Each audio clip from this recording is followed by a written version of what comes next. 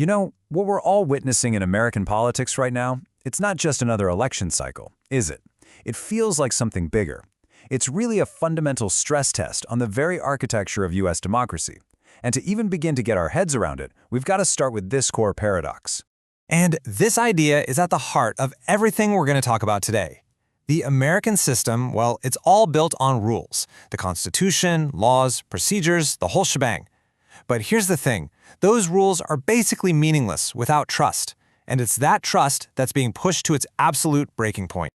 So, to really get a handle on this, we have to understand that it's not just one single crisis. It's more like a perfect storm, where all these powerful forces are converging at the exact same time, putting this immense, almost unbearable strain on the entire system. So, what are these storm fronts? Well, there are really three big ones. These intense conflicts over our elections, the huge debate about the role of our courts, and the very power of the presidency itself. And what makes this moment feel so different, so unique, is how these conflicts are being absolutely supercharged by modern technology, by this deep political polarization we all feel, and, by the long shadow of our own history. To really understand why today feels so precarious, we actually need to look back a bit. Believe it or not, the anxieties we're feeling aren't totally new. They're more like echoes of tensions that have been building up for over 2 centuries, one critical moment at a time. I mean, think about it. From the very beginning, the founders were so terrified of concentrated power that they built these really complex rules, like the Electoral College. Then you fast forward to 1876, and an election gets decided not by the voters, but by a backroom political deal that kind of bent those rules. Then in the 20th century, you have the New Deal and 9/11, both of which massively expanded presidential power. And that normalized the idea that one person can act decisively in a crisis, often outside the usual channels. And then, of course, 2000, Bush v. Gore. That moment just thrust the Supreme Court into the role of election decider, and for a lot of people, that really eroded trust in its impartiality.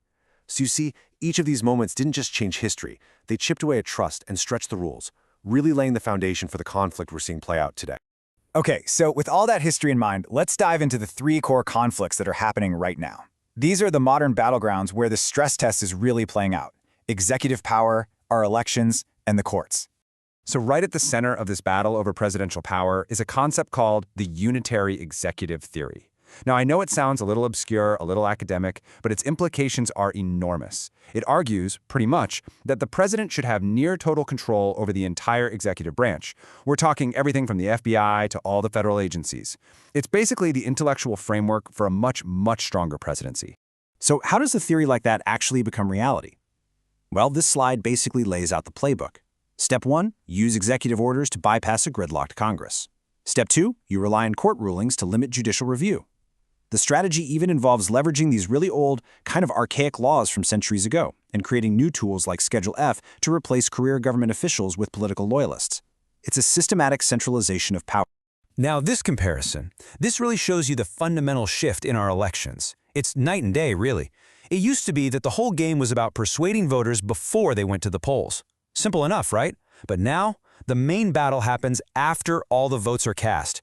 It's fought in the courtroom. The goal is totally shifted. It's not just about winning the vote anymore. It's about challenging the legitimacy of the count itself. It's turned what was once a technical process into a full-blown cultural battleground. And of course, that brings us to the courts.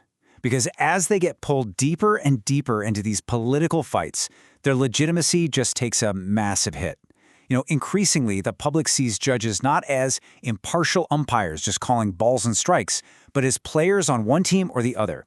Every major ruling is seen as a political victory for one side and a betrayal for the other, and that just erodes the very foundation of judicial authority.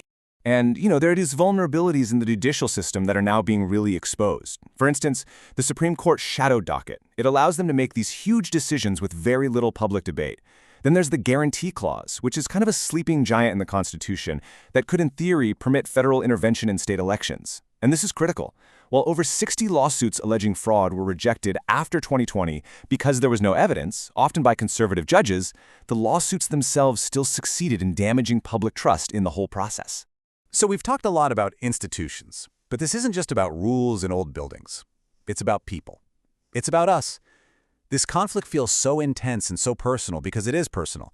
And to understand why, we've got to look at the psychology of our political moment. Okay, the key concept here is something called affective polarization. Now that's a social science term for something I think we all feel. It's when politics stops being about disagreements over, say, tax policy, and it becomes personal. It's when you look at the other side not as people you disagree with, but as a genuine threat to the country's future. It turns political debate into a battle for national survival. And this isn't just a vague feeling. It's totally measurable. Just look at this chart.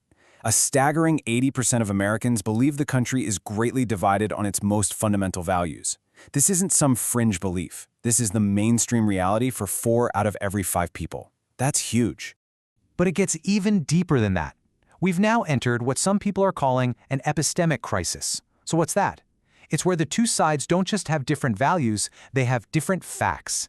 They operate in completely separate information ecosystems, right? With different news sources, different experts, different people they trust. And when you can't even agree on what is real, well, compromise becomes pretty much impossible. Okay, so let's pull the lens back one more time. Given all these pressures, the institutional ones, the historical ones, and the psychological ones, how is the system actually holding up? Because this isn't just a story about a potential collapse. It's a story about a test of resilience. So when we look at the whole system, as this table lays out, we see both strengths and some really profound dangers. On the one hand, yeah, the Constitution has proven to be flexible, civil society is highly engaged, and our judiciary, while definitely strained, is still functioning. But on the other hand, the system relies so heavily on unwritten rules and norms that are now just being broken. We're facing the loss of a shared reality, the personalization of political power, and the very real danger that emergency actions just become the new normal. And this brings us right to the absolute core of the stress test. The central conflict has shifted. It's not just about arguing over who got more votes anymore. The fight is now over the machinery itself. Who has the authority to count the votes? Who gets to certify the results? Who declares a winner? And maybe the most important question of all, will the losing side accept that authority as legitimate? And that brings us to the final and I think most important question.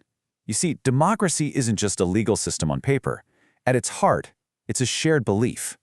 It's a belief in the rules, a belief in each other, and a belief in a peaceful process for resolving our differences. The ultimate stress test, then, is whether that shared belief can survive. And right now, that question is very much open.